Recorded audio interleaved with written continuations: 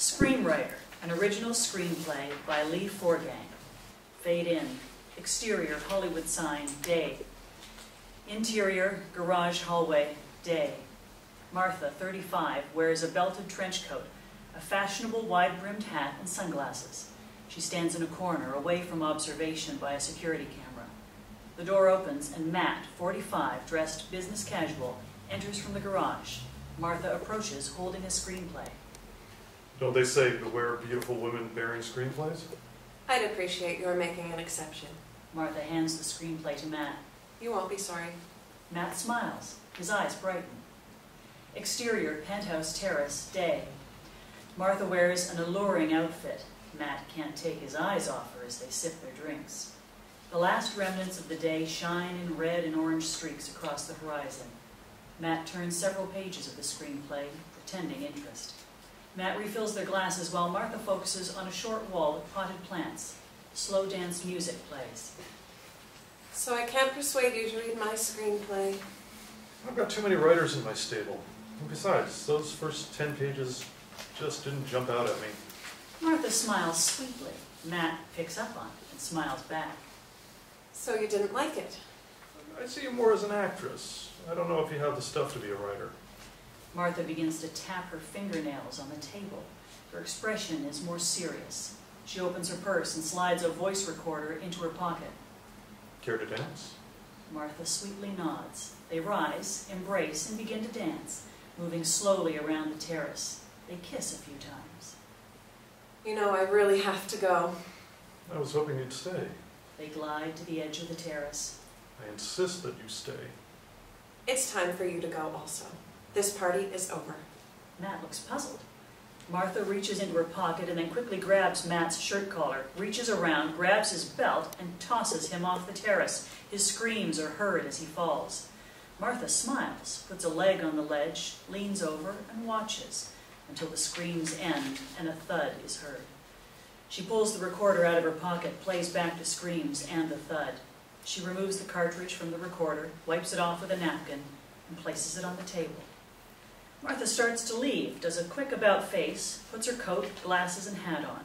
She gulps her drink and takes her drinking glass as she leaves. Interior, apartment bedroom, night. Martha in bed, stares at the ceiling.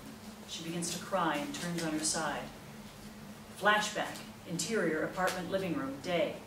Jan, 40, enters living room, dressed professionally. Martha sits on the couch, reads a magazine. What you got going today? Some director named Matt. He wants to read my script. I've got a table read today. Maybe home late. Jan grabs her handbag, turns to the door.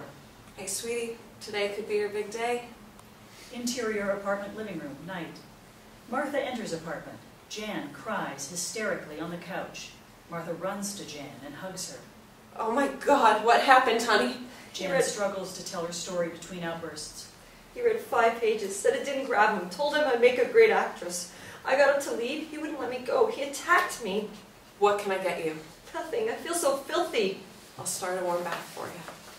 Hours later, Martha, asleep on the couch, suddenly awakes and looks down the hallway towards the bathroom. Jan, how you doing? No response. Martha waits several seconds. Jan, answer me. Martha rushes to the bathroom. Interior, apartment bathroom, night. Jan is in the tub, head underwater, an empty pill container on the floor. Martha reaches down, tries to lift Jan, and realizes her efforts are in vain. Shrill scream. No! Oh no! End flashback. Exterior, enclosed backyard, day. Sandy, 40, is sitting in a hot tub. Martha exits a house, approaches, places her towel and open handbag down as she enters the hot tub, and sits next to Sandy. A mutual friend told me about your new production. Should be a great movie. You do know it is my screenplay. I've been ripped off. Similar ideas come to a lot of people. Word for word, this is my story. Martha taps her fingernails on the edge of the tub. It's now my story. Martha cries. Sandy mocks her. Of course, if you're looking for an extra role. This is my life. You are stealing my life from me. Cry if you want. I don't care. Now, you're part of my story. Martha reaches into her handbag and clicks on the recorder. She reaches down with both arms, grabs Sandy's legs, flips her onto her stomach, and drives her down with a foot on her back. Sandy struggles to get up and screams.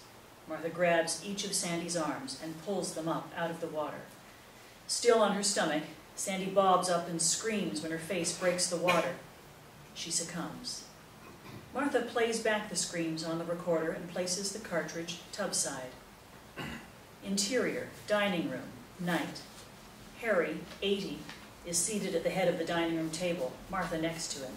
They're looking through her screenplay. Well, you've got your money. I just decided to take over the writing chores from this point forward. Will I retain my credits? No, this is a directorial decision, and I am the director. Martha begins tapping her fingernails on the table. What is it you don't like about my writing? Some of your ideas. That woman strangling the guy. Too far-fetched. Martha stands, walks behind Harry, and takes a belt off her coat. She quickly wraps it around Harry's throat and, using her body, forces the chair against the table. She tightens her grip and twists the belt. Harry starts to gag. Martha lets up. Too far-fetched, Harry?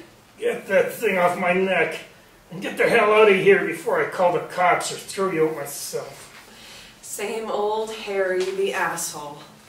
Martha pulls the voice recorder from her coat pocket and places it on the table. She starts to tighten the belt around Harry's throat. Harry begins to gag. Okay, what do you want? Too late, Harry. I just want you to scream. You bitch! Martha starts the recorder. Harry screams until he can no longer speak. His arms flail around, but Martha's body presses his chair tightly against the table, trapping him. Harry reaches up, grabs Martha's arms, but he can't stop her.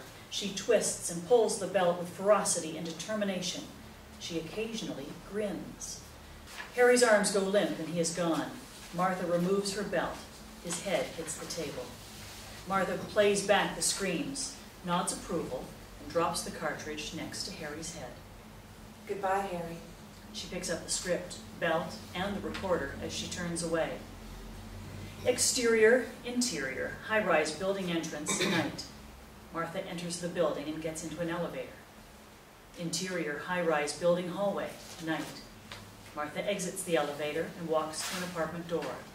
The door is ajar. She enters. Interior, high-rise apartment, night. Noises are coming from another room. Martha walks to a bedroom and looks in. Bedroom. A woman screams as John, 50, wearing gloves, places a pillow over her head and begins to smother her. Martha is frozen in place as John finishes the job. He turns abruptly. They stare at each other for a few moments. Who the hell are you? I can ask you the same. Funny thing, I came here for the same reason. They both smirk. Well, she screwed you too. A lot of people do in this town. Should have seen the last review she gave me. Let's clean up and grab something to eat. Sounds good to me. Interior, coffee shop, night. John and Martha are enjoying dinner. I really built up an appetite today. Know what you mean. It happens to me every time. How do you justify these dirty deeds? Are we any worse than the people we do away with? They ruin careers, lives, steal our material. I see your point. They just feed off us. In a way, we're performing a public service for the creative community. Want to think about teaming up? Depends on who the target is. But it would be good to have a lookout. Interior apartment dining room, day. John and Martha are sitting at a table. Martha places a few pages in front of John and smiles. I wrote a few new scenes. I'd like you to look them over. John looks over the pages and smirks. You feeling okay? Sure I am.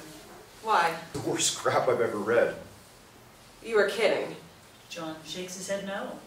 Martha begins tapping her fingernails on the table. You know, I thought we were entering a long-term relationship. The tapping of fingernails is louder and faster. Martha does not look happy. So did I. Nothing is forever.